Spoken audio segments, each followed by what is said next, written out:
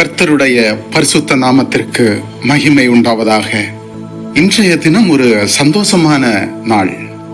இந்த நாளிலும் உங்களை சந்திப்பதில் மிக்க மகிழ்ச்சி அடைகிறேன். கர்த்தருடைய ஆசீர்வாதம் உங்கள் அனைவரோடும் கூட இருப்பதாக. இன்றைக்கு நாம் தியானிக்க போகிற வார்த்தை, அவர் சொன்னபடியே உயிர்த்தெழுந்தார். ஆண்டவராகிய இயேசு கிறிஸ்து சொன்னபடியே உயிர்த்தெழுந்தார். அவர் இந்த பூமியிலே மனுஷகுமாரனாக பிறந்து 33 ஆண்டு காலம் பூமியிலே வாழ்ந்து அவரை சிலுவையில் அறைந்தார்கள். ஆனால் அவர் சொன்னார், 3ஆம் நாளிலே உயிர்த்தெழுவேன் என்று. சொன்னபடியே உயிர்த்தெழுந்தார். மரித்து 3ஆம் நாள் உயிரோடு எழும்பின கர்த்தர் இயேசு ஒருவரே. அவர் உயிரோடு எழும்பின கல்லறை இன்றைக்கும் அப்படியே தான் இருக்கிறது. அவர் வந்து பாருங்கள் என்று சொன்னது உண்மை.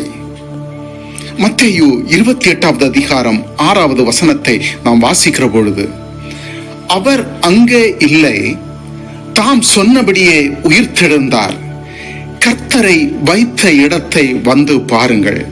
ஆண்டவராகிய இயேசு கிறிஸ்து சகல மனிதர்களுக்காகவும் நமக்காகவும் அடிக்கப்பட்டு நொறுக்கப்பட்டு பாடுகளை அனுபவித்து மரித்து உயிரோடு எழும்பினார். அவர் சொன்னபடியே உயிர்த்தெழுந்தார்.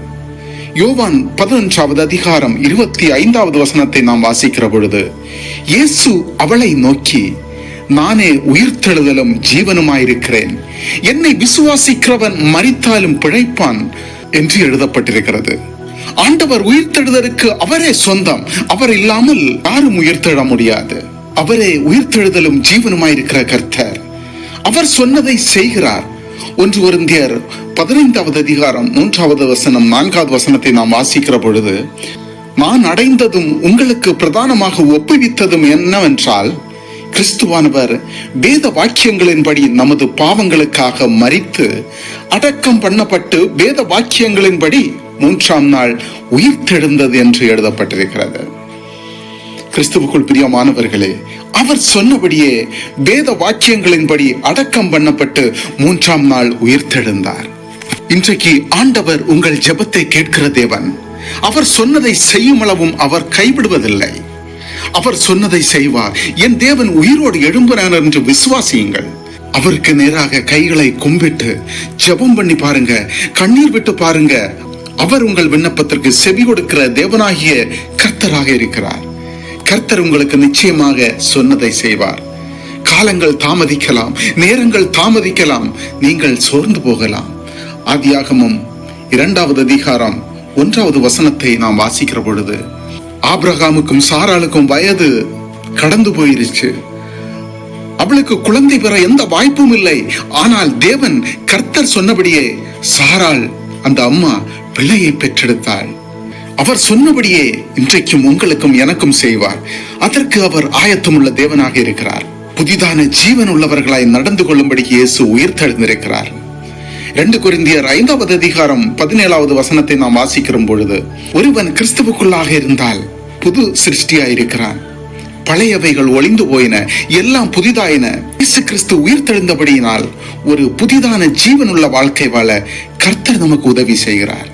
கிறிஸ்துவுக்குள் பிரியமான தேவனுடைய பிள்ளைகளே, கிறிஸ்து உயிரோடு எழும்பினதுனால இந்த நாள் உங்களுக்கு கிருபையாக கொடுக்கப்பட்டிருக்கிறது.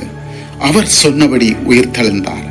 தேவன் தாமே இந்த வார்த்தையின் மூலமாக உங்கள் ஒவ்வொருவரையும் ஆசீர்வதித்து வழி நடத்துவாராக. ஆமென். கண்களை மூடி ஜெபிப்போம். அன்பும் கிருபையும் இரக்கமும் நிறைந்த பரலோக தகப்பனே, ஆண்டவரே, இதோ இந்த நாளின் காலை நேரத்திற்காக உமக்கு கோடா கோடி ஸ்தோத்திரம். ஆண்டவரே, இந்த நாளிலும் கூட நீர் ஒரு புதிய நாளை, ஒரு ஆசீர்வாதமான நாளை காண கிருபை செய்தமைக்காக நன்றி தகப்பனே. இந்த வார்த்தையை கேட்டுக்கொண்டிருக்கின்ற உம்முடைய பிள்ளைகளை ஆசீர்வதிங்க அப்பா, பலப்படுத்துங்க. ஆண்டவரே, இதுவரைக்கும் என்னுடைய வாழ்க்கையிலே எதுவும் நடக்கவில்லை என்று நினைத்திருக்கலாம். நீங்க அவர்கிட்ட ஒப்பு கொடுத்து, ஆண்டவரே, நீர் சொன்னபடி உயிர்த்தெழுந்த தேவன் என்னை சொன்னதை செய்யும் அளவும் என்னை கைவிடுவதில்லை என்று சொன்னீரே. எப்படி யாக்கோபுக்கு கர்த்தர் சொன்னதை செய்தீரோ, உம்முடைய பிள்ளையுடைய வாழ்க்கையிலும் செய்தல்லும். ஆண்டவரே, பரிசுத்தப்படுத்தும், தடைகள் மாறட்டும், எங்களுடைய உள்ளத்தை மகிழ்ச்சியாக நிரப்பும் அப்பா. வியாதியாக இருக்கின்ற ஒவ்வொரு பிள்ளைகளையும் ஆசீர்வதிங்க, பலப்படுத்துங்க, நல்ல சரீர சுகம் பலம் கொடுத்துடலாங்கப்பா. இன்றைய நாள் அவர்களுக்கு ஆசீர்வாதமாக இருக்கட்டும். உம்முடைய இரத்த கோட்டைக்குள்ளாக மறைத்து பாதுகாத்தல்லம். ஒவ்வொரு பிள்ளைகளையும் தாங்கும். உம்மிடத்திலே தாழ்த்துகிறேன். குறை குற்றம் யாவற்றையும் மன்னியும். இயேசு கிறிஸ்து மூலம் ஜெபிக்கிறேன் ஜீவனுள்ள பிதாவே. ஆமேன், ஆமேன், ஆமேன்.